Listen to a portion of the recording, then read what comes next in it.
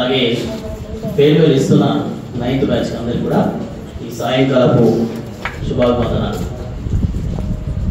Farewell every year చేసుకుంటాం. ప్రతి సంవత్సరం మీ స్కూల్ జ్ఞాపకాలు, మీరు చేసిన పొరపాట్లు, తప్పులు ఈ వేదిక ద్వారా మీ జూనియర్స్కి పంచడం అనేది మంచి సాంప్రదాయం. దాని ద్వారా మీ తర్వాత వస్తున్న బ్యాచ్ ఎలా ఉండాలి, ఏంటి అన్న విషయాలు నేర్చుకుంటాం. నిజంగా ఈ batch 23 and 24 this is our first batch. మేము స్కూల్ స్టార్ట్ చేసిన 2011లో మా స్కూల్లో నర్సరీ అడ్మిషన్ జాయిన్ అయిన బ్యాచ్ ఇది. ఇప్పుడు 10th క్లాస్కి వచ్చింది. పిల్లలు అప్పుడు చిన్నపిల్లలు. నర్సరీలో మా ఓల్డ్ బిల్డింగ్లో అక్కడ జాయిన్ అయ్యి ఈరోజు 10th క్లాస్ కంప్లీట్ చేసుకొని మంచి స్థాయిలో మీరు మంచి విద్యాబుద్ధులు నేర్చుకొని ఈ స్థాయిలో ఉండడం అనేది నిజంగా అదొక మధుర జ్ఞాపకం. అలాగే 10th క్లాస్ పిల్లలు ఎగ్జామ్స్ ఎలా రాయాలి, ఏంటి, ఇవన్నీ కూడా మీ సబ్జెక్ట్ టీచర్ చెప్పారు. అట్లాగే మీలో కూడా కొంతమంది మేము టీచర్ చెప్పింది ఇంకా వినుంటే బాగుండేది, ఇంకా డిసిప్లిన్గా ఉంటే బాగుండేది, ఇంకా కొన్ని పొరపాట్లు చేసామని చెప్పారు. ఆ పొరపాట్లని జూనియర్స్ తిరిగి రిపీట్ చేయకుండా వాటి ద్వారా మంచి గుణపాఠం అంటే మంచి పాఠాలు నేర్చుకొని మంచి మార్గం వైపు పోవాలని చెప్పేసి ఆశిస్తున్నాను.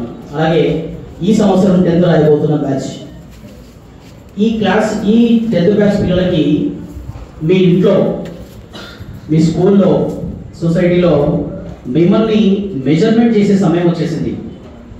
అంటే సొసైటీ ఇప్పటివరకు మీ చుట్టాలు కానీ, మీ ఇంట్లో కుటుంబ సభ్యులు కానీ, సమాజం కానీ, మీ ఫ్రెండ్స్ కానీ మిమ్మల్ని ఇప్పటికీ చిన్న పిల్లలానే చూశారు. కానీ ఇక నుంచి అందరూ కూడా మిమ్మల్ని మెజర్మెంట్ చేస్తుంటారు. దేంతో మెజర్మెంట్ చేస్తారు? మీరు మీ విద్యలో సాధించే విజయ అవకాశాలతోటి మిమ్మల్ని మెజర్ చేస్తుంటారు. రేపు పొద్దున ఎగ్జామ్స్ రాస్తారు అందరూ. 10 out of 10, 9, 8, 7. So 10 out of 10 సాధించిన పిల్లలకి వాళ్ళ తల్లిదండ్రులు ఎంతో గర్వంగా చెప్పుకుంటారు, మా అబ్బాయికి 10 out of 10 వచ్చిందని చెప్పేసి. మీ తల్లిదండ్రులను చుట్టాలు కానీ, పక్క వాళ్ళు కానీ, మిగతా వాళ్ళు కానీ అడుగుతుంటారు, ఏమొచ్చింది మీ అబ్బాయికి, ఎంత వచ్చింది స్కోర్ అని చెప్పేసి. సో సమాజం కానీ అన్ని వైపుల నుంచి మిమ్మల్ని మెజర్మెంట్ చేసే సమయం వచ్చేసింది. మిమ్మల్ని మీరు ప్రూవ్ చేసుకునే సమయం ఇది. ఈ సమయంలోనే మీరు ఏం సాధిస్తారు, మీ సమాజానికి కానీ, మీ ఇంట్లో వాళ్ళకి కానీ, మీ ఫ్రెండ్స్కి కానీ మీరు ఎలాంటి ఇమేజ్ని ప్రజెంట్ చేయబోతున్నారు అనేది ఇది మీ ముందున్నది. మీరు ఎలాంటి ఇమేజ్ అంటే the first impression is the best impression అంటారు ఎప్పుడు కూడా. సో 10th క్లాస్లో ఏ మార్కులు సాధించినా, ద బెస్ట్ గ్రేడ్ సాధించిన వాళ్ళకి ఎప్పుడు కూడా అప్రిషియేషన్ ఉంటుంది సొసైటీ నుంచి. వాళ్ళు ఒక ప్రత్యేకమైన వ్యక్తిగా చూస్తారు. ఇప్పటి వరకు 32 మంది ఉన్నారు ఇక్కడ. ఈ 32 మందిలో ఎవరో ఒకరు, ఇద్దరు, 5, 10 మంది 10కి 10 సాధిస్తే మిగతా వాళ్ళంతా కూడా అంటే స్కూల్ కానీ, మిగతా ఫ్రెండ్స్ కానీ అప్పటి వరకు మీలో తమలో ఒకటిగా భావించిన వాళ్ళు కూడా వాడిని హీరోగా చూడడం మొదలు పెడతారు. ఆ కిక్ ఏదైతే ఉందో చూసారా, అవతల వాడు ఎవడైనా మనం సాధించిన విజయంతో కంపేర్ చేసి మనల్ని హీరోగా చూడడం అనే కిక్ ఉంటుంది చూసారా.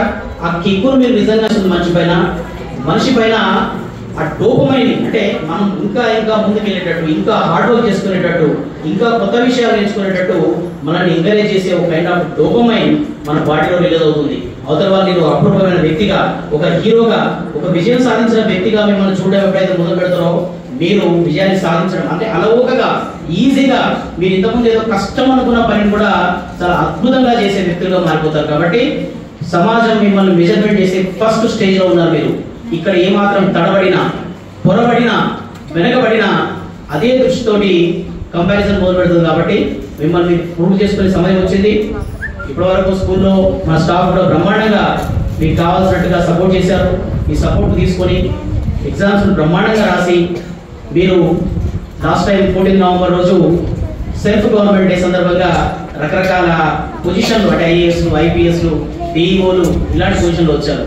నేను లాస్ట్ టైం కూడా చెప్పాను, మా ఇంకా ముందు జరగబోయే స్కూల్ యానివర్సరీలో మిమ్మల్ని ఆ పొజిషన్లో చూడాలని, మా స్కూల్కి అలాంటి గెస్ట్గా మిమ్మల్ని ఇన్వైట్ చేయాలని చెప్పేసి ఈ వేదిక ద్వారా మిమ్మల్ని అందరినీ కూడా కోరుకుంటున్నాం.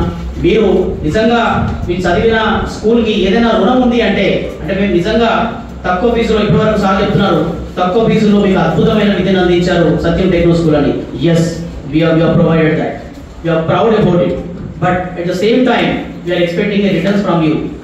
మీరు గొప్ప పొజిషన్లోకి వెళ్ళిన తర్వాత స్కూల్ని మళ్ళీ విజిట్ చేసి మీరు మీకు చదువు చెప్పిన టీచర్లని స్కూల్ని గుర్తు చేసుకుంటే మీరు మాకు నిజంగా ఇచ్చే రుణం అది. ఆ రకంగా రుణం తీసుకుంటారని చెప్పేసి ఆశిస్తూ, ఇక ముందు మహేంద్ర సార్ చెప్పారు అదేంటి మార్కడము అండ్ మార్జాలం అని. నిజంగా చాలా మంచి ఉదాహరణ. నిజంగా మీరు మార్జాలంలో ఉన్నారు, ఇక ముందు మార్కడం వైపు వెళ్తున్నారు. ఎటువైపు వెళ్ళినా జీవితంలో ఏ కాలేజీకి వెళ్ళినా ఎక్కడ వెళ్ళినా మనిషిని నడిపించేది డిసిప్లిన్ మాత్రమే. సముద్రంలో ఉన్న నావకి ఒక నావిగేటర్ ఒక తెరచాప ఎలా ఉంటుందో ఆ తెరచాప లాంటిదే జీవితానికి డిసిప్లిన్. ఆ తెరచాప సవ్యంగా పని చేయకపోతే నావ అస్తవ్యస్తంగా ప్రయాణిస్తుంది. దానికి ఒక దిశా నిర్దేశం లేకుండా ఎటువైపు వెళ్తుందో ఎక్కడ వెళ్తుందో దాని లక్ష్యం ఏంటో తెలియకుండా ఉంటుంది. బట్ ఒక చక్కని నావకి దిక్సూచి లాంటి డిసిప్లిన్ జీవితానికి ఆ డిసిప్లిన్ ఉంటే ఆ డిసిప్లిన్ ద్వారా మాత్రమే మీరు బ్రహ్మాండమైన జీవితంలో ఎన్నో గొప్ప గొప్ప విజయాలు సాధించి గొప్ప వ్యక్తులుగా నిలబడాలంటే డిసిప్లిన్ మాత్రమే మీకు చాలా పనిచేస్తుంది. భాస్కర శతకంలో ఒక పద్యంలో చెప్తారు, నలమీవ పాపకమైన నందు నిబోధుడు నొప్పు లేక రుచి పుట్టగా నేర్చుడయ్యా భాస్కర అంటాడు.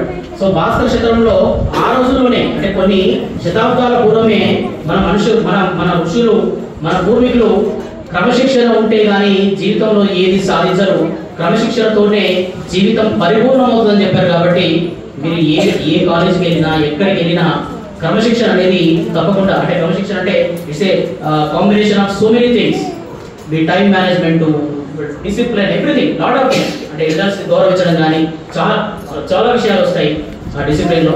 సో అలాంటి డిసిప్లిన్తో కూడుకున్న జీవిత విధానం ద్వారా గొప్ప జీవితంలోకి అడుగుడాలి. అలాగే ప్రపంచంలో ఇప్పుడు బ్రహ్మాండమైన అవకాశాలు ఉన్నాయి.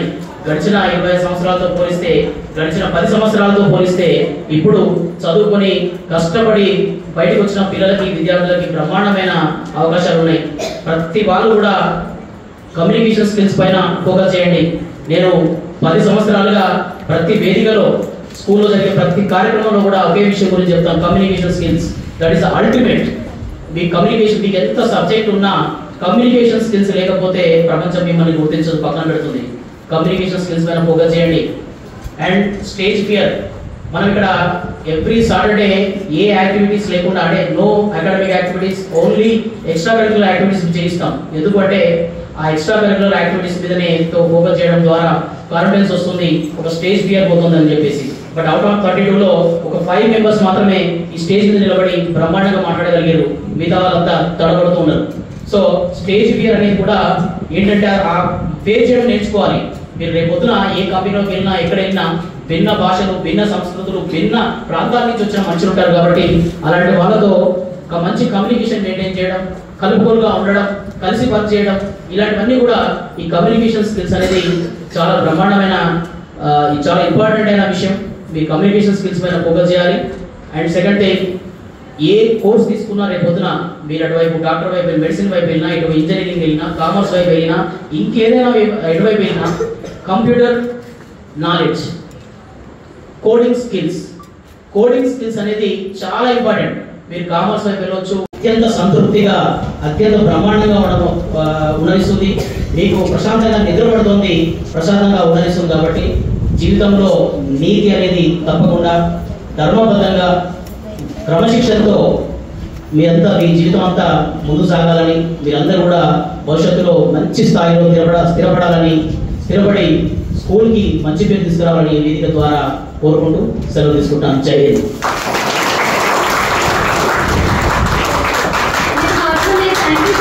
Inspiring words. Now, the 10th grade sisters and brothers are going to present a gift.